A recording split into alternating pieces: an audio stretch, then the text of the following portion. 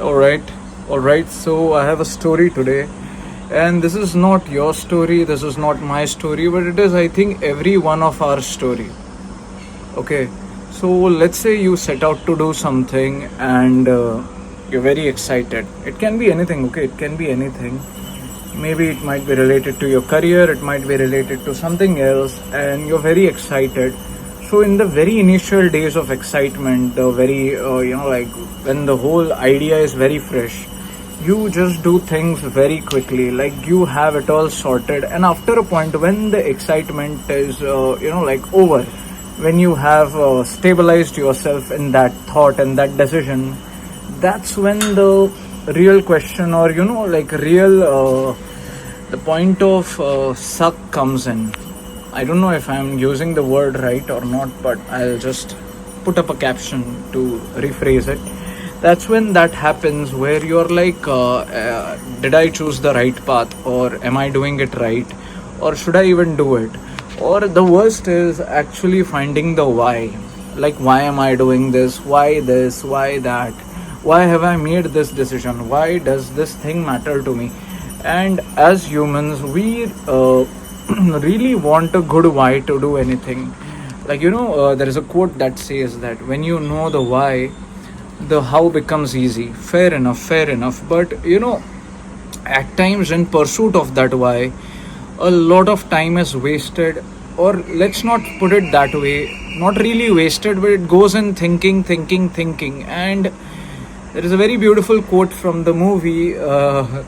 I don't know if it's a quote, but it's a dialogue from the movie Top Gun Maverick, where Maverick tells what's his name, Goose's son, that don't think, just do. And that's exactly the kind of advice you need, you hear, but it just doesn't work. Because at the end of the day, the more you think, the less you do, and the more you do, the less you think.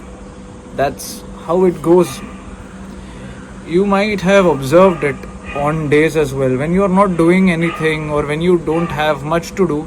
You keep on thinking about this, that I should do this, I should do that, and by the end of the day, you have done hardly anything. But on days when you have work, or when you have a lot of things planned, you don't really think a lot. You just do those things because you know they need to be done. Anyway, so back to the topic. So we try to keep on telling ourselves, I need to know the why, I need to know the why.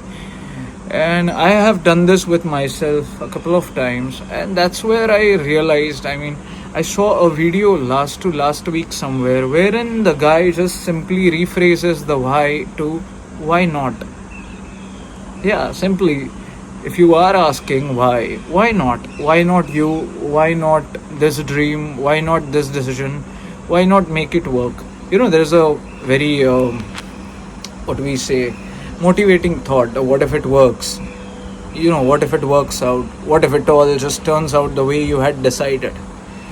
It's that thing. And that's where I thought, instead of looking for why, if we just decided that why not? Yeah, why not? You have decided it, that's enough of a why.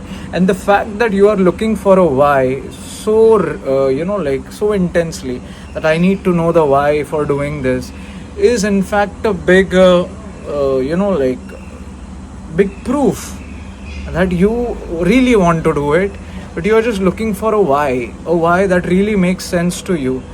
And here's the, I don't know if it's bad news, or if it is what kind of news, but no why is going to be a perfect why for you to start, for you to do anything.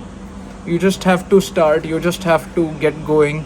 No matter how perfect or imperfect your actions are, you just have to like just begin. Like, when a kid starts learning to ride a bicycle, they don't get it right in the first go. They have to make it like make it through all the imperfect attempts that they do. They might even fall, but at the end of the day, you have to get up again, you have to try again, you have to get through that pedal again, and that way the kid learns.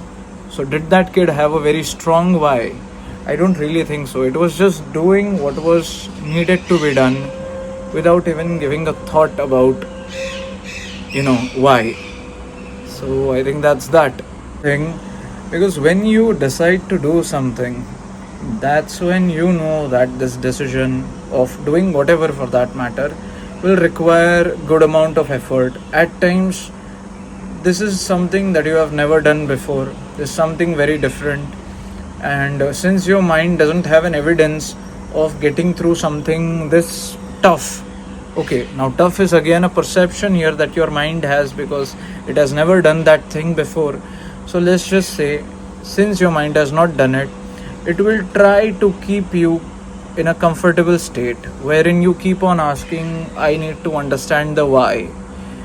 Now, of course, all of this doesn't happen with you knowing it that it is happening. It all happens in the background, where all your mind wants is to stay in a familiar zone, in a slightly comfortable zone, so that it doesn't have to really stress much, and more or less to keep you safe.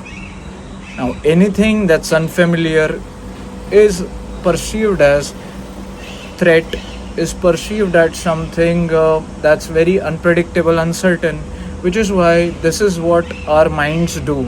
And I know it sounds a bit weird, it also sounds a bit unbelievable, but this is how it is. I'll actually link a research paper that talks about it that I was reading recently, and yeah, that's that.